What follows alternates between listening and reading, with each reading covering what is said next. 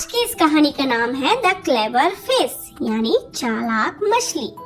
तो एक गांव में एक मछुआरा रहा करता था। वो रोज एक तालाब के किनारे जाकर तालाब से मछलियां पकड़ा करता था।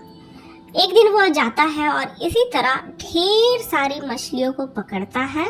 उसके बाद उन मछलियों को बाजार में बेचकर बहुत सारे पैसे कमा लेता है। इसी तरह अगले दिन फिर से वह जाता है तो उसे उसकी मछली की जाली में कुछ हिलडोल की महसूस होती है। तो वो सोचता है, लगता है आज बहुत बड़ी मछली मैंने पकड़ी, बहुत सारी।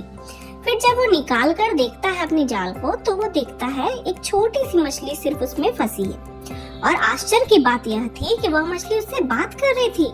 वह मछली उससे बोलने लगती है, फिशरमैन फिशरमैन मछुआरे, मुझे छोड़ दो, मैं पानी के बिना मर जाऊंगी, प्लीज मुझे छोड़ दो। लेकिन वह मछुआरा शुरू में उसकी बातों पे ध्यान नहीं देता है।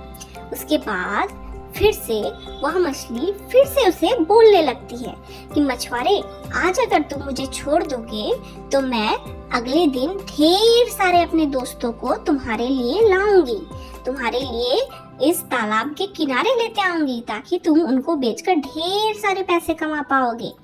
ये बात सुनकर मछुआरा सोच में पड़ जाता है।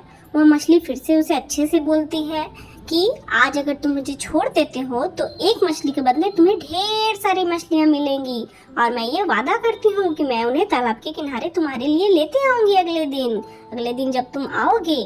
तो ये सुनकर फिर वो मछुआरा उस बात पर ध्यान देता है। वो सोचता है ये तो बहुत ही सही है, मैं एक मछली को छोड़ता हूँ तो अगले दिन मुझे ढेर सारे बदले में मिलेगी, तो उसे बेचकर मैं बहुत सारे पैसे कमा पाऊंगा। तो यही सारी बातें वह मन में सोचकर सोचता है कि चलो ठीक है, मैं इस मछली को छोड़ दूंगा तो मेरे पास बहुत सारी मछली आएंगी। और यही सारी बातें सोचकर वह उस मछली को छोड़ देता है तालाब में।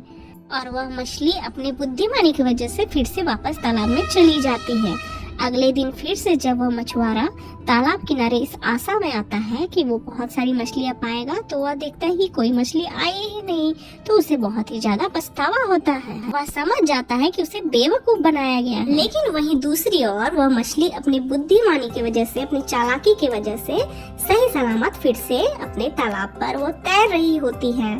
तो दोस्तों, इससे हमें सीख मिलती है कि हमें बुद्धिमानी से काम करने चाहिए। किसी भी तरह की मुसीबत आने पर डरना नहीं बल्कि चालाकी से और बुद्धिमानी से काम लेना चाहिए।